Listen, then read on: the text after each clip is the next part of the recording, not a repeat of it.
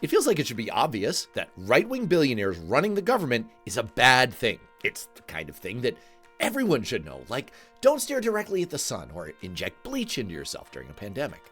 Still, it's great to be armed with the facts in case there's anyone you need to convince out there. That's what this video does. Ann Kim is a contributing editor at Washington Monthly and a former longtime congressional staffer, like me. We used to work together, and she put this together so in just a few minutes, you could have the 3 biggest reasons why right-wing billionaires are wrecking our government and our country. Take a look. Donald Trump has assembled the richest cabinet in U.S. history. Not including co-president Elon Musk, the cabinet is worth an estimated $7 billion.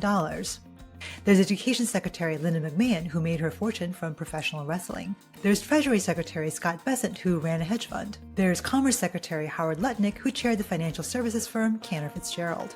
Members of Congress are insanely wealthy too. At least 276 members of Congress are millionaires, according to Quiver Quantitative. And that's only including stock portfolios, not real estate and other assets. 132 members of Congress are worth $5 million or more, and at least 80 members are worth $10 million or more. The richest current member of Congress is Florida Senator Rick Scott, who's worth an estimated $550 million.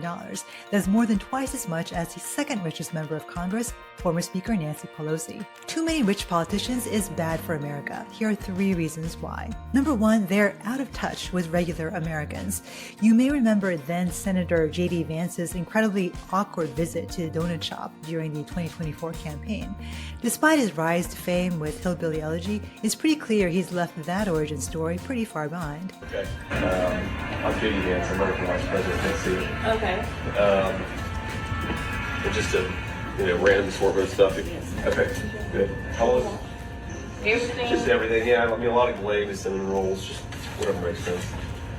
Rich politicians don't understand what it means to struggle with bills. Treasury Secretary Scott Bessent, for instance, recently downplayed the impact of tariffs on American consumers. He said that, quote, access to cheap goods is not part of the American dream. Well, according to a 2024 survey by the Bank of America, nearly half of Americans see themselves as living paycheck to paycheck.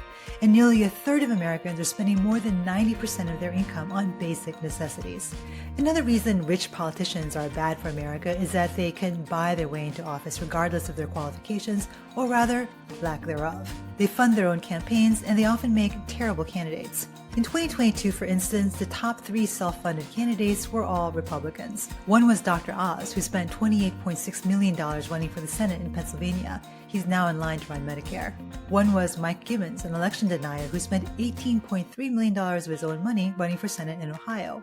And one was Jim Lehman, who was indicted as a fake elector after the 2020 election and spent $18.4 million running for the Senate in Arizona. Lehman also caught heat for an incredibly tasteless Western-style campaign ad that depicted a shootout with Democratic politicians. From 2018 to 2024, according to the Brookings Institution, 183 candidates plowed at least $1 million of their own money into campaigns.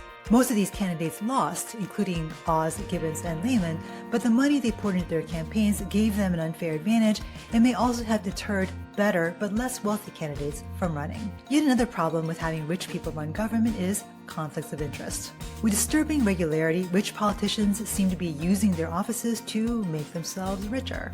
Here are 3 specific abuses. Number 1 is advocating for policies that benefit them. A prime example are Trump's tax cuts, which would deliver the biggest benefits to people like the ones in Trump's cabinet. Number 2 is self-dealing. Despite all of Elon Musk's complaints about wasteful government spending, an awful lot of federal money is winding up in Musk's pockets. Musk already holds at least $38 billion in government contracts, and federal agencies are now reportedly signing up for Wi-Fi from Musk's Starlink. A third problem is insider trading. Members of Congress made 11,000 stock trades in 2023, according to the Campaign Legal Center. 97 members reported trading in stocks that were directly impacted by their committees. Especially egregious is when members trade on information that they get before the rest of us. At the start of the COVID pandemic, then Senator Kelly Loeffler dumped $20 million in stock right after a secret briefing on COVID. Her colleague, North Carolina Senator Richard Burr, dumped $1.7 million in stock around the same time, despite reassuring the public that COVID was nothing to worry about. These are fixable problems, and here are 2 solutions that could give us a start. One simple fix is to ban members of Congress from trading in stocks while they're in office. Last session, a bipartisan group of senators led by Oregon Senator Jeff Merkley introduced legislation called the Ethics Act that would do exactly that. This legislation wouldn't ban members from owning stock like in a mutual fund. It would just stop them from becoming day traders with information they learned while they're in office. A second step would be to expand public financing for campaigns. Many countries around the world give direct public funding to campaigns, both as a way to limit the influence of money in politics, but also to encourage participation from a wider array of candidates. In an ideal world, campaign finance reform would limit the amount of money that politicians spend, but here in the United States, that's actually unconstitutional. In its landmark case, Citizens United versus FEC, the Supreme Court ruled that campaign spending is a form of speech that's protected by the First Amendment. But what we can do is level the playing field by providing more public money to non-wealthy candidates running for office.